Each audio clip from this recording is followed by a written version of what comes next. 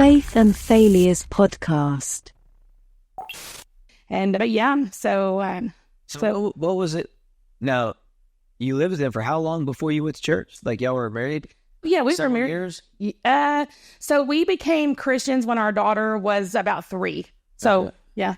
Because I can only imagine the difference in the house dynamic, like your home life. Everything was different. So it was like house fire, tea room, became a Christian. My husband became a Christian, and then everything changed. So like our youngest daughter, she only has a life that she's known of 2 Jesus-loving parents raising her. My other 2 kids, not so much. Now, they were protected from any kind of massive drama like what I had, but they were not raised in a Christian home for the most part. Our baby, very much, that's all she knows. Oh, really? Yeah. You would not believe the difference. That's crazy. Just like the raising your kids in different times of your life. Like our son, or my son from the previous marriage, like when I first got married and first had him, we were very unprepared people.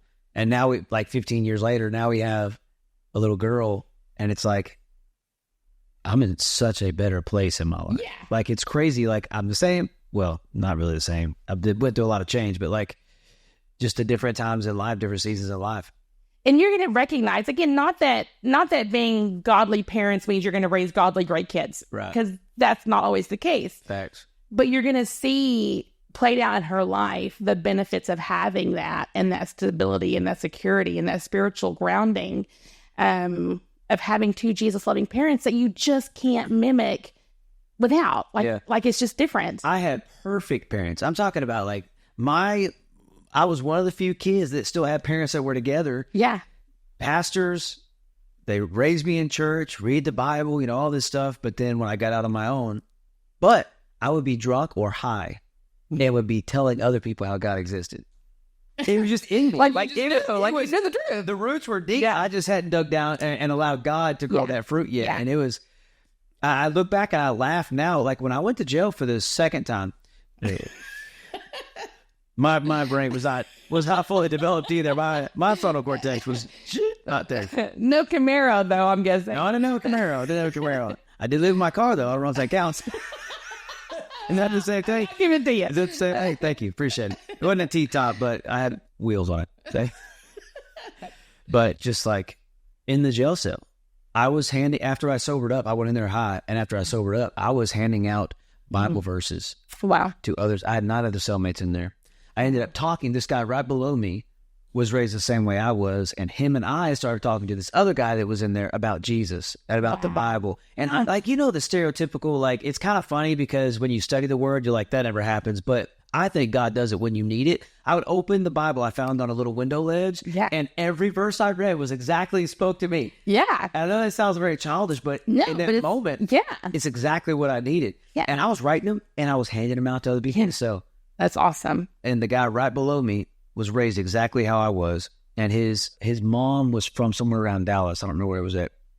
But we started talking to this guy that knew the bail bondsman. I had to sell my car to get out. And so we're making the deal. He's talking to the guy's dad was the bail bondsman. So he's talking to him on the phone, making the deals for us so we can get out, find a way out. And I ended up kind of getting back in that kind of groove again with like on the street. Kind of because the guy was like, he'd get out and you can sell for us and make up some money. I'm like, okay, cool. Because I was a drug dealer already before. Yeah. That's how I got locked up. And it goes back to what you know. Hey, why not? And the kid below me that I started talking about God with, he was supposed to be out waiting for me. Mm. And come to find out, he actually, when he got out, called his Christian mother and had her come and get him and take him back home where he's supposed to be. Wow. Praise the Lord. Me in the jail cell, you know what I mean? Like, the roots, like that upbringing, even though it looked in that very moment, like my dad told me, he said, if you ever get arrested, you got to find your own way out. And he meant it. Yeah. I'm like, oh, come on, man. But at the same time, it's what I needed or I wouldn't have learned my lesson. Yeah. And just that constant preaching, teaching of the word it was laying a foundation in my life to where later when the house will get blown away, God will still be there. Yeah, I love that. Similar to me, I was in church all the time. I heard the Bible stories, And my mom was very abusive with the church, and we would basically, I don't know how many times I was baptized as a little girl, because basically every time every week we'd go to a new church, we would, get saved, get baptized, and they'd pay our rent. Yeah. And so for me, that was good, because it wasn't me paying the rent, it was the church. There you go. And so I learned a couple of things in that. One, I never want to ask for help. Yeah. Ever. Like, it was like I was the bait for that. Even in that, even in the church, I was the bait. I was dirty. I would usually chop funky hair, dirty. Yeah. And it was like, my daughter's hungry. We need food. We need help. We need rent. Sob story. And I remember being put on display like that, and it was horrible. Is equally as horrible as being violated sexually, I would say, almost different, but just a different side of shame. Different. Yeah. It was awful. So I learned I never will ask for help. And when you're in trouble, you go to the church. So then when here I am, ironically, the same friend that said you should go to the gentleman's club years before, after our house fire, said, Greg, you need to find a church. Was she in church herself? No. She didn't strip. She didn't go to church. She just gave you all kinds of life advice. That's right. But ultimately, it was that kind of that mentality where I thought, oh my gosh, that's right. I'm in trouble. I need to go to church. I didn't right away, but then I went to the tea house and they invited me. I didn't go right away, but ultimately didn't end up in church, and that's where I got my help. That is crazy. Yeah. So what did that look like with like?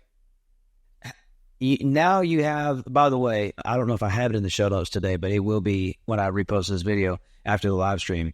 It's Selah. Is that right? Selah. Selah V, right? Kind of like okay. And so it's say it again. Selah. Why is it like in the book of Psalms, like where it has like the scripture that's like Selah. Yeah, it means Selah. pause and rest. Yeah, I don't know why. I know what it is. But for some reason, I was Selah. Selah. But yeah, I don't know why it's stuck in my head. But so you started. I'm assuming from all the things you went through, you wanted to start something to help.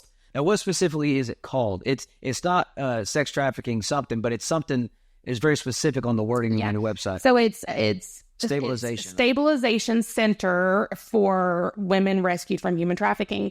And ultimately, it's a safe home where women who have been rescued out of the industry or from sex trafficking, exploited, can come. And what we have found is specifically in like when a woman's taken off the streets, taken from her pen, from her trafficker, if she goes straight into a long-term center where they're working on getting their driver's license, getting their kids back, getting a GED, getting a job, it's too much. Like they are going to run right back to their trafficker. Yeah, it's just, because they don't, basically trauma therapy for a woman in crisis is a disservice to her. She cannot function that way. So we're opening the stabilization center where she can come in, sleep, get clean, and be safe. Kind of the in between before the in between, and help her to get from fight or flight. We will have an LPC on staff, so that she can get emergency Christian counseling, very Christ centered, and help her to take that pause and that breath, which is what Selah means: pause and rest. That's a pretty important step. I think that is there many places like that, because it seems I haven't heard of a place like that, but that seems like that. It's perfect. Yeah, I actually just got back from Kentucky this past week, and this is the number one need in this industry is stabilization centers. There's almost none nationwide. We've been told by local law enforcement in Tyler that the day we open, we will have a wait list. Which is this summer, right? Yes. Is your projected date? Yes. Lord willing, it will be this summer. But there's nowhere for these women to go. And so they don't get rescued. So is this court appointed? Is it volunteer? Like how does that work as far as getting on the list? It'll be both. So some women will get the option.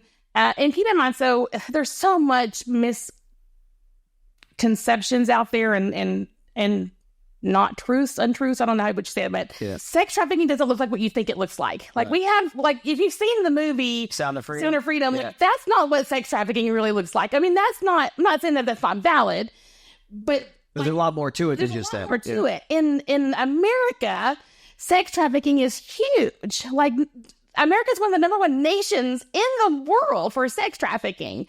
So when you say sex trafficking, because you're saying it's kind of a different definition, what to the people, what are you saying, or what would be a greater definition or an examples of what actually, so, but not just so you can have a definition, but be able to see and say, something's going on here. So I would say, I don't know that I have a formal, Webster's dictionary definition, but I would say for any child, male or female, woman or man, that is exploited for sexual purposes for gain. And that could be trade. Like you were as a kid. Right. Any kind of anything in exchange of or for. Now, I'm asking this for clarity because you didn't have a pimp or anything, right? I did not. You just did it yourself. I did it myself. But you would still consider that under the category of sex trafficking because you were selling yourself? Or is prostitution without a pimp the same thing, or is it different? It's a gray line. So some people today would call that being trafficked by myself. Right. I don't know. It's a play on words. But would you accept someone who like, what's the criteria? Definitely accept someone who is prostituting herself without a pimp. Yes. So criteria for the definition you kind of, or the example you gave, you'll accept all of those that fall underneath that? I would say yes, as long as we have space for them. Any woman that's been sexually exploited either by herself or by a pimp or a sex trafficker, whatever title you want to put on that, rescued out of the sex industry, we would take. Now, how deep does that have to go? And I'm asking this and it's kind of a stupid question. So you wouldn't take, I guess they're not really selling themselves, but they are. Is stripper allowed? Because that's kind of, you're exploiting your own body to make money, but does that fall into the same category, or is that just, that's an occupation? It would be case by case. I would say very few strippers are just strippers, first off. Okay. I've been in the industry. Yeah. I would have classified myself. In fact, I was very, very vocal that I wasn't a prostitute, but I'm promising you that's what I was. Yeah. I just took my money on a stage. Yeah. Very few strippers are just dancers with little clothes. Yeah. That's just not real. It may start off that way. But it starts off that way. I started out as a cocktail waitress, right? Yeah.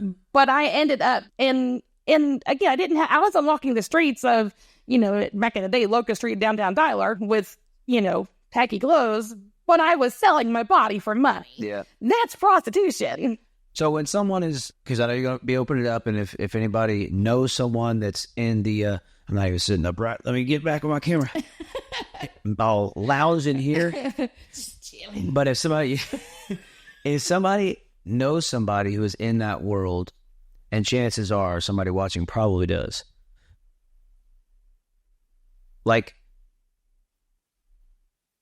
how would you convince somebody who, like you, would argue that you're not doing that? Yeah.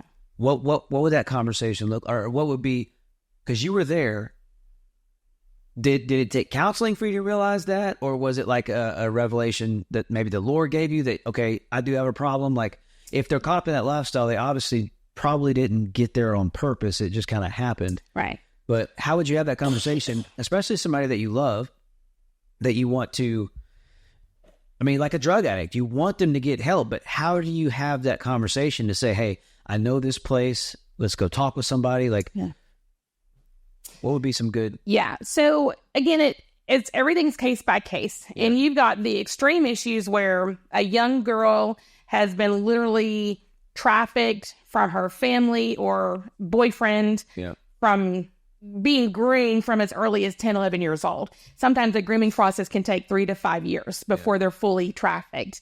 And they may start off with photos and just being exploited, and they're emotionally trauma bonded. And so it could start that way, or it could be like me selling myself at a strip club, looking fairly innocent in the eyes of, like I'm just a stripper. So it could look so different depending on it. If you know someone in the industry that is either stripping or selling themselves, whatever that looks like, first off, they're not going to they have to want it. Yeah. They have to, at some point, feel that they have some value that doesn't involve selling their body. Yeah. However that looks like. Like for me, it was at the tea room. It was for the first time love and affection didn't cost me my body. Yeah. First time ever, my whole life. And I began to see that that I had value. that didn't require me to give some creep something, right? And so I would say, just if you have someone that's in that industry, just keep loving them. Keep telling them that they have value, and that there are other options. I mean, obviously you can give them a flyer, but for the most part, it takes 9 to 12 touches for a woman to begin to say, I'm ready. And that means potentially a girl could come to a drop-in center. We're not a drop-in center, but like a drop-in center where they can get a hot meal and a bath and maybe antibiotics and the love of Jesus 12 times before she's like, I don't want to do this anymore. Wow. And so it takes you to build a relationship. It's all about relationship and being okay that, and you're not okay, obviously, right? But they might leave, but you have planted that seed, and we have to trust the Lord to water it and bring them back. Jesus gave the same parable. Some will plant, some will water. Yeah. So will harvest. But it's when we all decide to love those. And our church, we have about 8 to 10 women that come from a women's shelter. So they're there trying to get their feet back. And I talked with the head of my board yesterday, the day before, and we're going to, because they all smoke, every single one of them, we're going to have a smoking section on the side of the church with a little sand thing so that they can, that's the people we want. Yeah. We should be wanting to. I told somebody called me because they were not upset, but just kind of like, hey, I see them out there. Is that, good, bad? I said, man, I'd hold their beer at the door and let them come in and get some Jesus and give it back to them on the way out. If God did that for me, and Jesus died, he said, I came for those that are sick, not for those that are healthy. Right. The church has to be the safe place for broken people to run. Yes. We have to quit kicking people while they're down. And yes, obviously, as God begins to grow in you and mature in you, you're going to start dressing differently. Yeah. You're going to start hopefully putting down some vices, or at least not smoking at the church parking lot, maybe but right now you have to love them where they're at. Yeah. Because you don't know right now if you're in that's planting the seed or watering. If you're watering, or if this could be the harvest. Yeah. You don't know. You just don't know. There's no way for you to know, but you have to be faithful in the little piece of land God gives you. Absolutely. And I think that's lost. Where they're at. Lost on some of the churches that they want the good, clean, tithe-paying people to come in. Oh, yeah. And look real pretty. Oh, yeah. And as Jesus lovers, unfortunately, we get really good at putting on the cute dresses. Yeah, I don't, but putting on the makeup. Please don't. They drive church for the most part in nice cars with air conditioning in Texas, and Christianity can look real pretty. Oh yeah, but it's not. Yeah, Christianity is hard as heck, man. Like living a Christian life is so much harder than living on the streets. Yeah, and especially in ministry, because people are always watching. And always, we have got to be above reproach. Doesn't mean I'm so far from perfect, as you've seen on this show, but like we have to do better. We have to love people. Love, like not just like foo-foo, like love wins, not in the liberal sense, but love wins. Like love literally wins. Yeah. It was love that held Jesus to the cross. Yeah. Love. He loved us so much that he literally paid the most painful ultimate price, so that even in all of that junk I just shared for the past however long we've been talking, even in that brokenness, he loved me enough that he never gave up. He never stopped pursuing me. And now I get to share all of that ugly crap to draw people to him. Yeah. Like that's good. Only God can use the ugliest of ugly to somehow wash it all clean and point people to him. Yeah, for his glory. It doesn't make any sense. Like when me and my wife first got married, and she knows this now, like it doesn't, I guess for lack of a better term, embarrass her anymore. But I told her dad and her uncle, I don't think we were married yet. We were dating. And I just told them everything that I had done. And it was like 6 months to a year before that.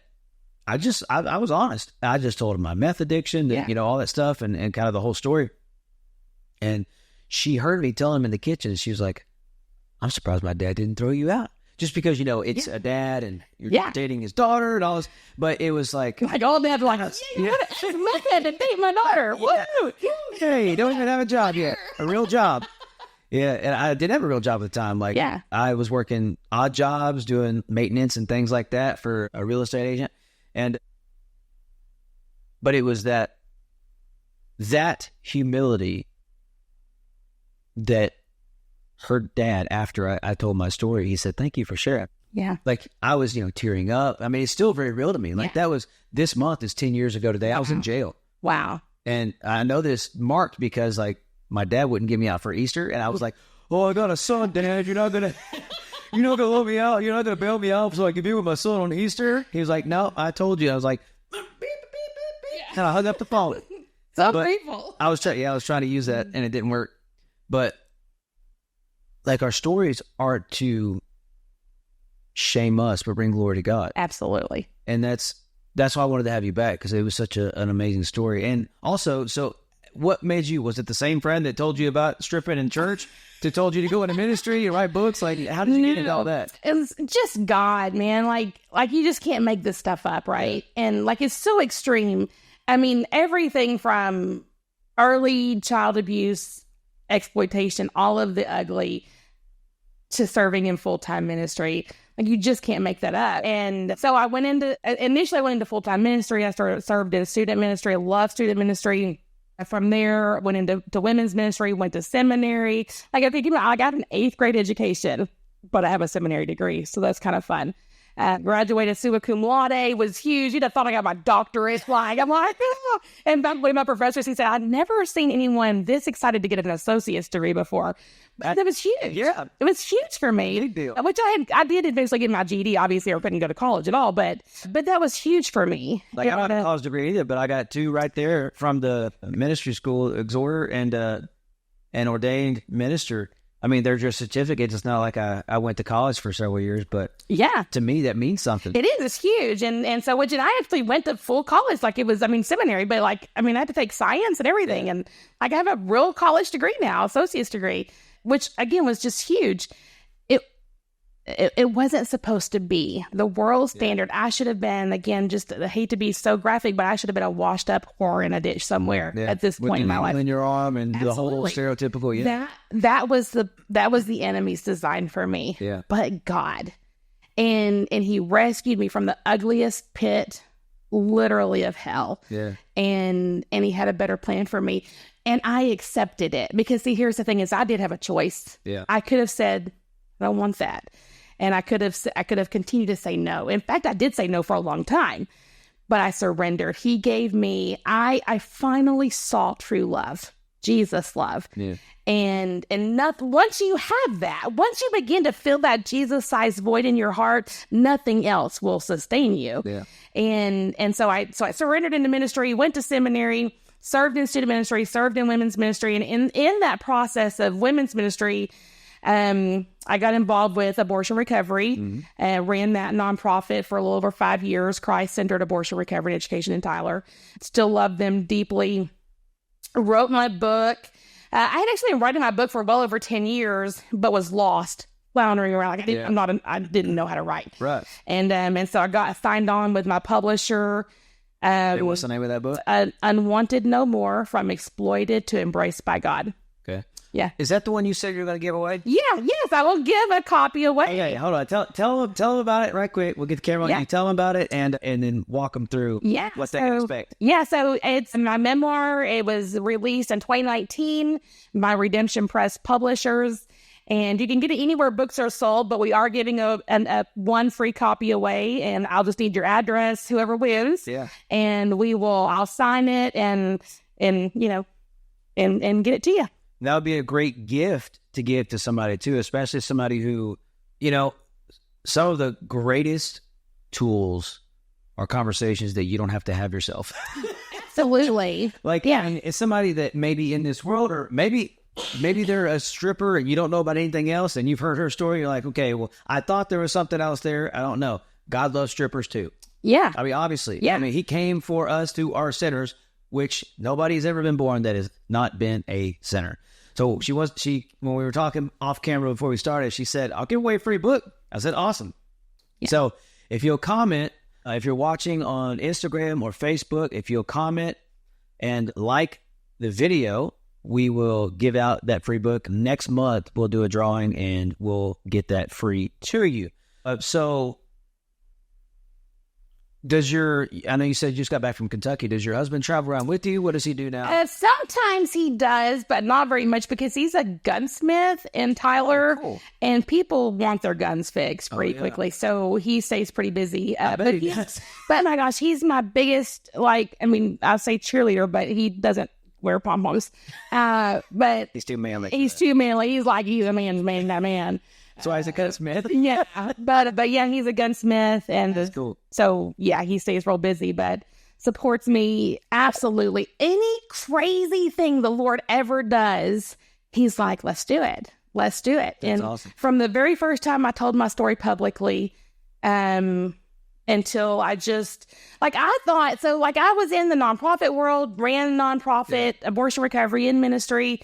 And then I began, Lord transitioned that to where I was a full-time speaker, traveling all over the world, really speaking, telling my story, selling books, writing another book, wrote a few parts of other books, chapters in other books, contributed. Yeah. And I thought that was forever. I thought I was done it was full-time ministry, but just looked different. Right. And then this past Thanksgiving, I've been supporting Salem financially a little bit and prayerfully because I knew kind of what was happening, and with the idea that a friend of mine would probably at some point be the executive director.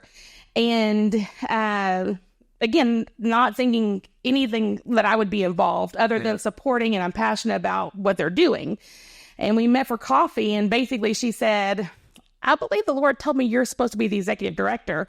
And I'm at this point, not to toot my own horn because it was all the Lord, but my calendar was booked for 2024, even into 2025. I'm like, I don't have time for a job, not an executive director job where you have to meet with people and get training and open this shelter. And there's no way I can do that. And I said, I'll pray about it, but I know the Lord's going to say no. And he didn't say no. And I remember I was driving home from the coffee shop, and I called first off, I prayed, fully expecting a no. I had been in also this weird season for a year and a half where everything I wanted to do, the Lord said no. And I was pretty tuned in to hearing no from the Lord. Yeah. And it made me mad. So I don't like to be told no like anybody else does it. And, but I'm like, okay, I'll pray about it. And I prayed, and as soon as I got in my car, I prayed, and I didn't hear no. And I was like, well, that's weird. I didn't hear yes, but I didn't hear a no. And so I called my husband, and I was like, babe, oh my goodness, this is what she wants. And he was like, well, I can't think of anyone better to lead that. And I'm like, what the junk, man? You're supposed to be on my side. I'm like, what? Literally, what the junk? And he was like, well, let's pray about it. But it's a no-brainer. Why wouldn't you say yes to that? And so we prayed, and together prayed, and thank you, Lord, for praying husband. Yeah. And faithful prayer warrior. And it didn't take long at all. And all of a sudden, I started getting all this confirmation that I was supposed to say yes. And again, after a year and a half of nothing but no's from the Lord, it was like, what the junk are you doing? This is not okay. This was not our plan.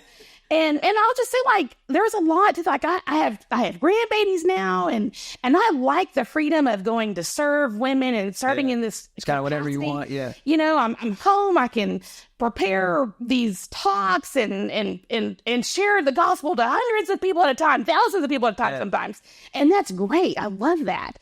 And I didn't necessarily want to give that up to be, kind of back to a full-time, traditional job. But the Lord made it very clear. And then it was really funny because then I started seeing all these things where I think that just subconsciously I had anything that had to do with sex trafficking, human trafficking, exploitation, I would avoid it at all costs for the last several years. Really? Yeah, which was not necessarily intentional, for sure wasn't intentional, but I started recognizing, I'm like, well, he was trying to get my attention about all this. And I was like, nope, not having that, not having that. And ministry's hard, and specifically, abortion recovery, I would say I was working with the hardest of hard women. You cannot end the life of your unborn child and walk away okay. Yeah. It's so hard, so heavy all the time. And I would say this is like that on steroids, because most of these women will have had multiple abortions. So you have that trauma on top of, you have the anchor babies where the trafficker will allow them to have a child and then use that as an anchor to make the woman exploit herself more, to bring in more money, to try to protect her child. Like there's so much more into it, and there's just so much more ugliness, and it's an ugly thing.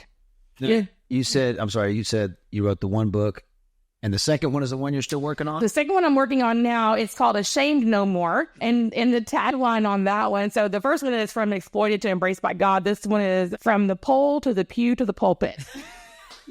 Yes. Well, that'd been a good thought. That was good. I did street to when I say street to the church or something. Yeah. What it was. Try grabbing his attention.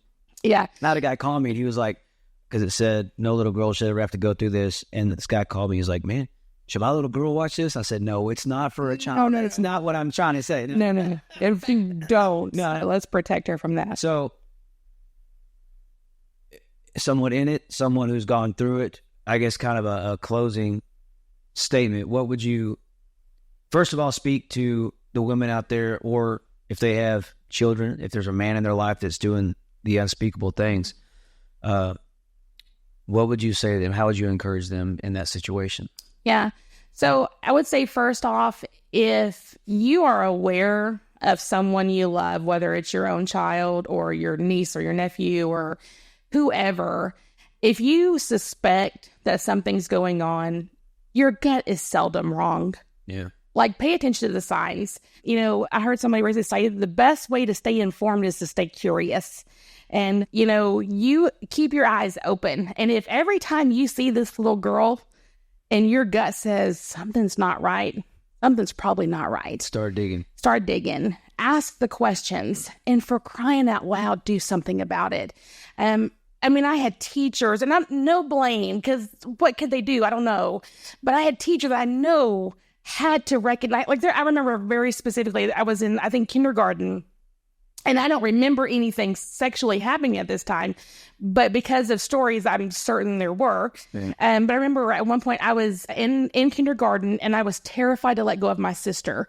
And like, we had to be literally physically separated. And I just remember crying because she was my safe person. Yeah. And again, like, there's some natural detachment issues that children go through. Like, when you leave your toddler at daycare, like, they cry. That's a thing. But I'm talking like extreme. Yeah.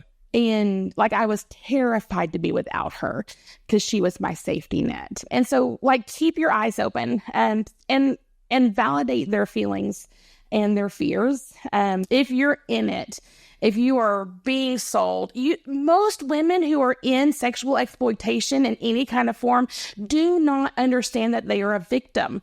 They really sincerely don't. And you're like, well, how can that be? They really don't know that they are being victimized. I never understood, literally, even in full-time ministry, growing through seminary, running nonprofits, serving the Lord, that my dad was one of my primary abusers. Like, you put up these defense things in your brain for protection, and you cannot always understand that you're being sold. It doesn't make sense, but it's just true.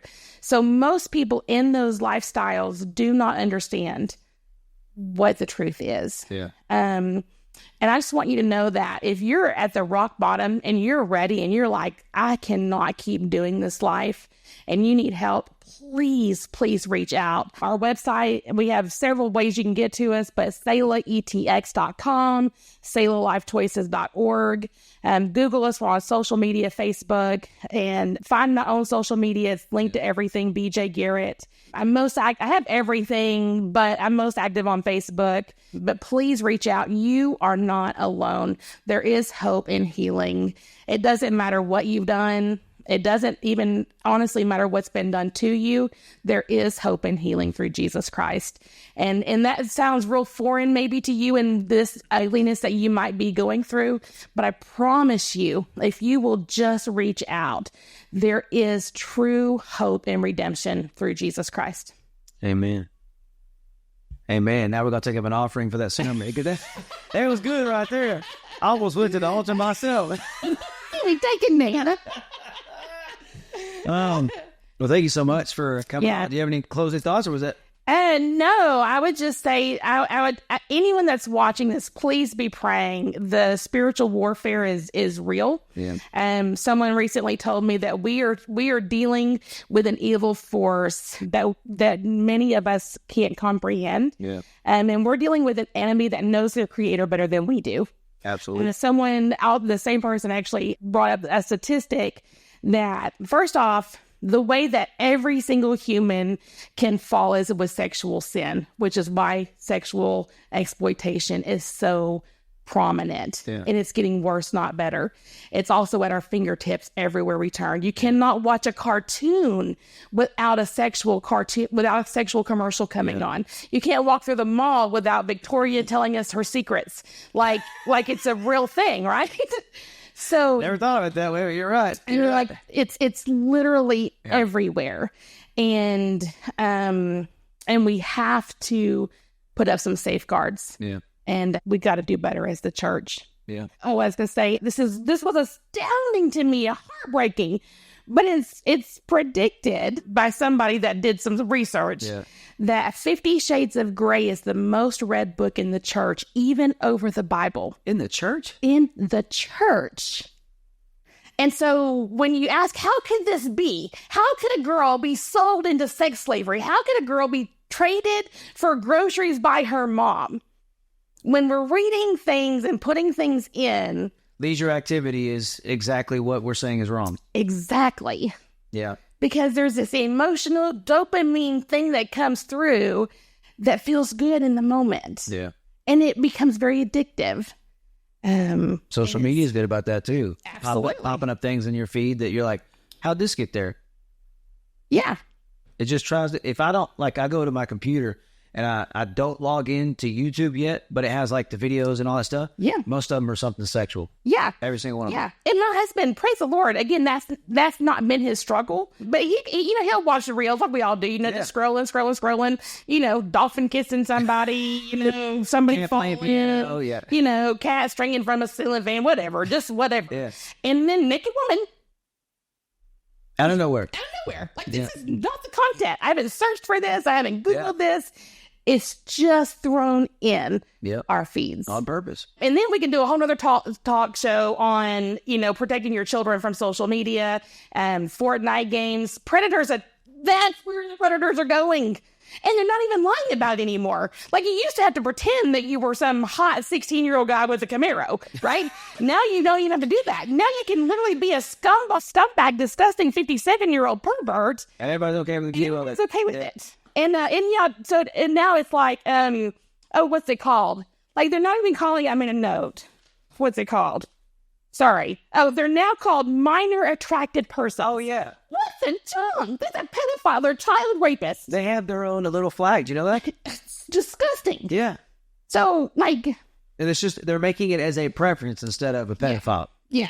Like, what is wrong with this world? It's disgusting. It's not okay. No, not at all. Not okay. Not at all. Anyways, another sermon. Sorry. Yes, Lord. Yes, Lord. But yeah, we found out very quickly that we had to, we let Tristan, I think, have Instagram or something like that.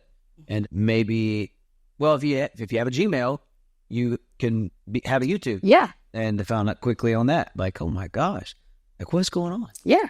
I never would have thought my child, even though I know he's a little teenager, a little boy, just, you don't ever want to think that your kids or even your spouses, would have issues with that. Yeah. But it's everywhere. It's almost... You have to be very intentional. Like, even I actually preached this like 2 weeks ago about a year ago. I was having like this pull like towards pornography. I wasn't watching it, but it was like something like had its hooks in me. It kept trying to pull me in that direction.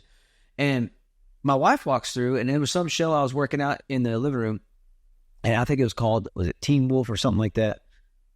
A show with like werewolves and which that kind of stuff usually is pretty sexual anyways, and vampires and things usually pretty sexual. But and my wife is like, That's pretty sexual. Like whatever was on the TV, I wasn't even paying attention. Yeah. And I was wondering, and when I took that out of the equation and started actually paying attention to what I was watching, it almost immediately went away. Because I didn't have that in the background being fed to me when I didn't realize that. And I preach it now just because I have a understanding of it, but like what you ingest is what ends up coming out through your action. Yeah.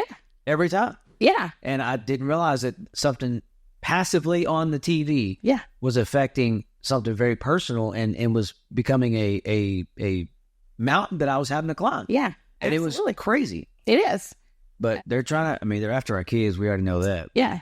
We can talk about that for a while too. I know. But it's real. And because here's the thing is that the younger you are, the more vulnerable you are. And the earlier they can get them emotionally attached to something or someone, the longer they have them. Yeah. You know, I mean, like you can sell drugs to somebody, 2 or 3 times a day. You can sell a woman 15 times a day. Wow. More profit. Yeah. You know. Hey, that's good. So keep your eyes open. Yeah. Is that it? No more closing thoughts? People say, where do I start? Start with your circle. You don't have to have this huge campaign. Start in your circle. Start talking about the things. Be curious. Be nosy. Like we need that nosy neighbor mentality again. Like not in a creepy way. Like no. Don't be a creeper. Don't be a creeper. But keep your eyes open. When you see something, say something. Yeah. Sometimes we get this idea like, see something, do something. That can be dangerous. Like, don't do something, but say something. Say something. Call somebody. Call if you, like my daughter is a flight attendant. She literally witnessed a full-on sex ring at a hotel that she was put in by the airline right down the hall. And it was just like, oh my gosh, Mom, what do I do? And so I'm like texting her the number. I'm like, this is where you call, report it. Like if you see something, say something. It's happening under your noses. I promise you. I was in Tyler, Texas when my mom was trading me for groceries. Yeah. Stephen, which is crazy to think of. Yeah. Texas is number 2 in the nation for sex trafficking. Really? Next to only California. And Houston is the number 1 city in sex trafficking. Wow. In the nation. Wow. Yeah. Right now, online, there are 55 million children at risk for human trafficking. And I'm not talking about just because they're alive. Like seriously at risk. There's problems at home. There's finances. There's foster care. Whatever. There's 55 million at-risk youth, grades K through 12, at risk for human trafficking. Wow. At any given minute, there's 199,000 pedophiles, predators online trying to get your children. Right now. All the time. Sounds like they need to get a job. Why would they? Sex trafficking pays a lot. Ooh, I guess I didn't think about that. I told my kid the other day, I said, the reason we need to know where you are is because people are crazy. Yes. They'll come snatch you up and we'll never know. Yeah. We'd have no idea because we didn't know where you were at last. No information. Yeah. What are we supposed to do? Yeah. And I will say, just to validate, that's valid. And boys and girls do get snatched, but that's like less than 3% is snatched. It's like taken. That's not generally what happens. It's my post on Instagram. I just broke up with my boyfriend. I hate my parents. I just failed my test. Those are the key things. Emotional traumas. Finds them when they're weak and then finds them when they're weak and exploits them. Wow. Man. Yeah. I'm telling you, they don't even have to pretend they're cute with a Camaro anymore. They just... She ain't getting off that Camaro. I know. It's the Camaro for me, man. Like, you like it too. But it's literally, they don't have to lie. Yeah. They just have to show up. And which, again, and I know we got to end this at some point, but parents need to be involved. Love your kids. Yeah. Show them the attention. They need to get attention. And they'll find it somewhere. They're going to get it somewhere. Yeah. Take your little girls on dates. Take your sons on dates. Show up because they are going to crave it from somebody. That's true. And if you don't give it to them, someone will. I promise you. Yeah, man, that's good. All right, that's it. There you go. The end. Well, thank you so much for joining us today. If you're watching this live, we greatly appreciate it. If you're watching this on a replay after when we post it on social media, please make sure to go to our YouTube channel, like, subscribe, hit that bell notification so you can see every time we put out new ones. And BJ, thank you again for coming on. Always an honor. Thank you. Share this video, get the word out, make people aware that this is a real thing. This is a real issue. We have to be willing as Christians to love those. They're going to get whether it's children or whether it's adults that are caught up in situations. They need to know that Christians, real Christians, actually do love them, because that's how they'll know the love of the Father. Once again, thank you so much. We appreciate y'all being here, and we will see you next time.